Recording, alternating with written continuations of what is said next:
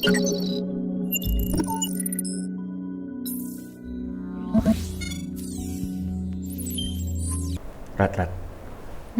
Gosip. Gibah apa gimana nih? Enggak Ngeri sih. Kalau gibah-gibahan hari gini. Gosip sama curhat sih sebenarnya. Jadi ada sisi orang lain, ada sisi saya sendiri. Kalau nih nanya nih, kalau kita mau ngomongin harta gono gini. Aduh. Jadi banyak nih kayaknya Sultan. Tapi sebelumnya kita sapa dulu viewer kita. Oh, iya. Okay. Kanal 3. Kenalin dulu. Yuk kita mulai. Hai viewers Kanal 3. Hari ini saya Ratna Jarum dalam episode Melek Hukum bersama Ari Kentir, Mas Handsome ya. Yang katanya handsome sih. Hari ini temanya apa sih Mas? Mau curhat apa? Harta gono gini. Horta apa harta? Harta. Kan kita bences. Harta, tahta, dan wanita ya. Harta, Bapak ini selalu tahta, bahasannya dan itu Luna deh. Maya. Luna Maya. Oke, jadi harta gono gini. Ada fenomena sih sebenarnya ya. Yeah. Jadi ada orang yang nikah karena harta, ada orang yang nikah karena cinta gitu ya. Jadi gimana nih dulu nikah karena apa? Sebenarnya Karena cinta atau karena harta? Gimana nih? karena kebelet sih. Oh, karena kebelet. Iya, beda lagi jadi kita. nikahnya udah di usia menjelang lansia ya, jadi kebelet ya. Takut Iya, dibilang. kebeletnya tuh udah di ujung banget gitu. Jadi ya harus segera menikah pada waktu itu. Oke, ya. Apa nih yang mau dicurhatin apa harta gono Jadi, gini? Kenapa? Gimana sih mengenai perhitungannya harta gono gini itu yang punya saya berapa, Punya istri berapa, istri pertama dapat berapa, istri kedua dapat berapa, Ya, gitu. biar nggak melebar, nanti ngajarin yang enggak ke viewers Kanal 3, kita bahasnya yang lurus-lurus aja ya, yang sah dulu, yang santun dan yang lempeng-lempeng aja. Oke. Jadi sebenarnya dalam pernikahan itu juga bisa yang disebut dengan perjanjian pernikahan ya, yang membahas atau melakukan kesepakatan antara suami dan istri ya, mereka membuat yang namanya perjanjian pernikahan terkait dengan harta. Iya. Apa sih yang dimaksud terkait dengan harta? Jadi dipisahin loh, harta suami segini, harta istri segini. Oke. Ya. Jadi mereka melakukan pemisahan harta supaya apa? Supaya jika terjadi perceraian, maka istri atau suami hanya membawa harta masing-masing yang atas nama mereka. Berarti waktu kita beli Gitu. sesuatu dilabelin, misalnya kita beli piano gitu, langsung dilabelin ini punya Ari Kentir, gitu.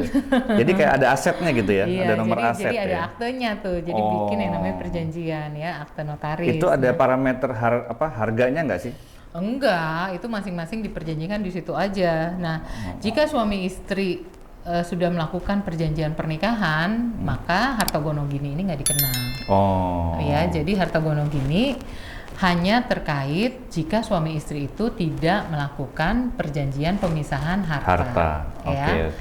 Oke. Udah sampai sini udah jelas belum, Mas? Jelas sih. Belum ya? Tapi masih pengen yang lain, informasi yang jelas.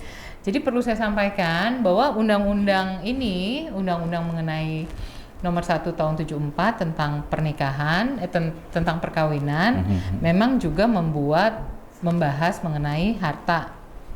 Jadi di sini disebutkan, jika perkawinan Mas Ari ini dilakukan sebelum tahun 74, ya sebelum berlakunya undang-undang, maka tidak pernah dibuat perjanjian pernikahan.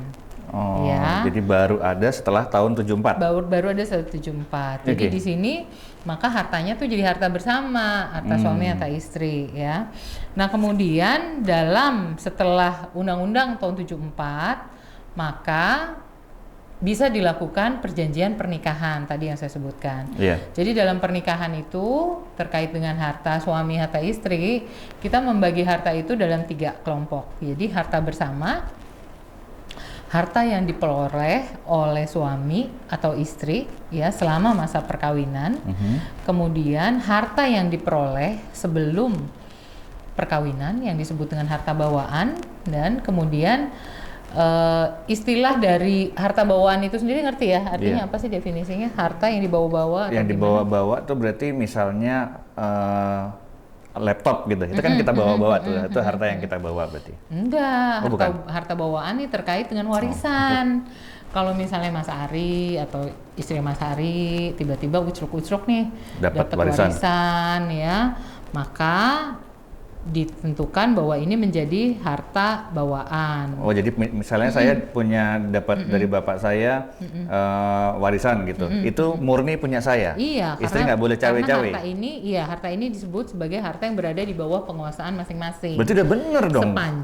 Sepanjang para pihak tidak menentukan lain. Iya. Kecuali misal Bapak Mas Ari bilang, ini nggak cuma buat anak, tapi juga buat menantu. Nah, bisa aja sih. Jadi ya itu intinya sih kesepakatan lah gitu. Iya. Rugi amat. Oke. Jadi kesimpulannya gimana nih Mas? Sudah ngerti belum mengenai harta gonogini, harta bawaan, harta bersama tadi itu ya? Iya. Ngerti sih, tapi coba aja dirangkum supaya kita semua lebih jelas. Oke, jadi tadi di awal mungkin saya udah jelasin ya Mas Ari ya. Jadi yang diperlukan kalau mau ada pemisahan harta, maka suami istri harus membuat yang namanya perjanjian pernikahan. Ya. Jadi dari sini pemisahan harta terjadi, maka terkait dengan harta bersama menjadi milik masing-masing jika suami istri itu bercerai gitu. Itu ada dalam pasal 37 Undang-Undang Perkawinan ya. Terus yang kedua, akte perjanjian pernikahan ini juga harus dibuat di hadapan notaris. Jadi perlu. Kalau di samping notaris itu boleh nggak? Hah? Kalau di samping notaris? Boleh di hadapan. Ya pokoknya yang penting ada notarisnya ada notarisnya ada ya.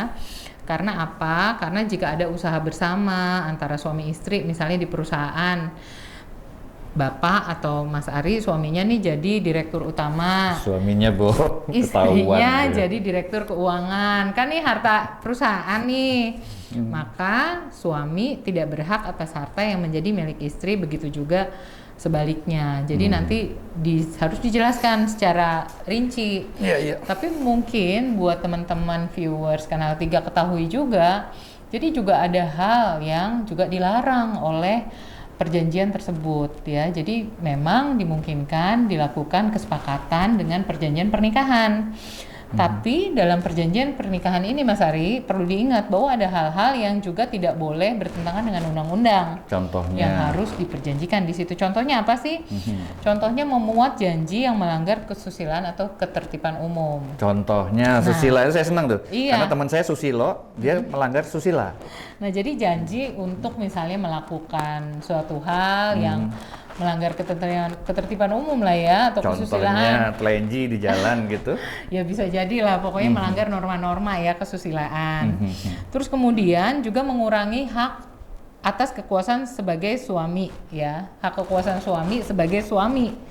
Misalnya apa sih? Misalnya dalam perjanjian pernikahan itu nggak boleh menentukan saya akan menikah sama kamu dan saya maunya tinggal di sini. Jadi suami itu nggak boleh menggunakan hak itu. Memaksakan kehendak. Memaksakan kehendak dalam perjanjian pernikahannya. Tapi itu hanya terkait dengan harta, tempat ya. Kalau memaksakan kehendak yang anu boleh dong. Ya itu bisa diatur deh nanti sama istrinya masing-masing. Nah kemudian juga menentukan hak-hak anak. Jadi di perjanjian pernikahan, walaupun perjanjian itu sebenarnya kesepakatan antara suami istri, jadi teman-teman viewers Kanal 3 juga perlu tahu. Jadi di perjanjian itu nggak boleh nih, saya mau anak saya sekolahnya di sini, di suatu sekolah internasional, sementara atau di sekolah madrasah atau di sekolah negeri, di sekolah yang dimana dulu bapaknya sekolah di sini gitu ya. Jadi menentukan hak orang tua atas anak itu juga dilarang atau nggak boleh diperjanjikan dalam perjanjian. Juga nih yang paling penting ya, karena ngomongin harta, nggak boleh juga dalam perjanjian pernikahan itu menentukan janji salah satu pihak kalau ada utang boleh nanggung nih pihak lain juga ikut serta. Itu nggak boleh. Nggak boleh walaupun lagi cinta-cinta banget. Iya kan berdua itu lagi. Nggak boleh ya yang apa namanya. yang dipersatukan itu kan enak. Jadi memang di sini sebenarnya supaya lebih fair, lebih transparan. Jadi salah satu pihak tidak boleh membebankan pihak lainnya atau pasangannya untuk menanggung hutangnya. Tanya nih satu nih, nanya nih. Misalnya kita lagi dalam proses merencanakan perceraian.